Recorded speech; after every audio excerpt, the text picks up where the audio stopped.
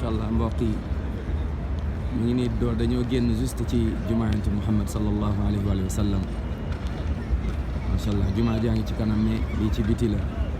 allahu akbar ñu sant yàlla mi ñu def ñu nekk ñun ñëpp ay jullit alhamdulillahi ala ni'matil islam ñu ngi sant yàlla mi ñu def ñu nekk jullit yàlla na yàlla may ñu suñu dund bi yëpp ñu nekk ci jullit bu ñu dajeeg moom fekk ay jullit lañ mu dugal ñu aljanna ci yërmande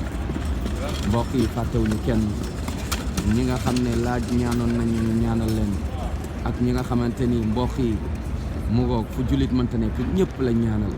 yal na yàlla nangul ñu fi ñaan lépp yal na ko yàlla nangul yal na yàlla nangul ñun ñëpp mbokk yi ñi feebar ñëpp yal na yàlla may leen wér-gu-yaram may leen tan ñi feebar ñëpp ñu nekk ci kër yi ñu nekk ci hôpitaux yi ak feebar bu nit mën a am bu feeñ ak bu nëbb boo xam ak boo xamul yal na la yàlla may wér-gu-yaram yal na la yàlla may tan yal na yàlla def feebar bi nga xamante ni yàlla teg na la ko mu nekk loo xam da lay jegeel yërmande dugal la ci aljanna mu nekk loo xam da lay soril meram soril la ci safara soril la ci seytaane feebar bi nekk loo xam ne daf lay raxas ci bépp bàkkaar feebar bi nekk loo xamante ni day tax yàlla kontaan ci yow ba faw yal na yàlla may tan yal na yàlla may wér-gu-yaram ñi feebar ñëpp allahumma shfi jami mardal muslimin allahumma shfihim shifaan la yughadiru saqaman yal na yàlla may tan ñi feebar ñëpp mbokk yi képp ku nekk ci problème ak situation boo mënta nekk bu jafe nit dina nekk ci jafe-jafe te du ko mën a wax kenn waaye digganteem ak boromam kese wala ñu ko gën a jege waaye situation boo mënta nekk ak bu mu jafe ak lu mu mënta doon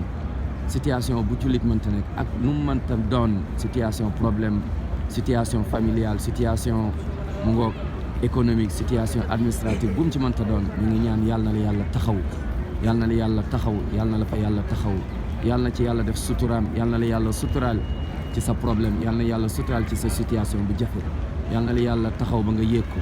yàlla na la yàlla taxaw ba foo ko foogewul yàlla na la yàlla taxaw zahiran wa baatinan ñi gaañu ñëpp yàlla na yàlla yërëm leen duggal leen aljanna suñu mbokk yi suñu wayjur yi suñu xarit yi suñu doom yi macha allah ñu ñu xam ak ñu ñu xamul ñi gaañu ñëpp allahumma adkhilhum aljanna yàlla na yàlla duggal leen aljanna ñun ñëpp yàlla boole ñu jéggal ñu suñuy bàkkaar yu mag ak yu ndaw yu ñu xam ak yu ñu xamul mbokk yi yàlla na yàlla jéggal ñun ñëpp yërëm ñu dugal ñu aljanna firdaws ñu nekk fag suñu yonent Muhammad sallallahu alayhi wa sallam ma zumrati nabiyyin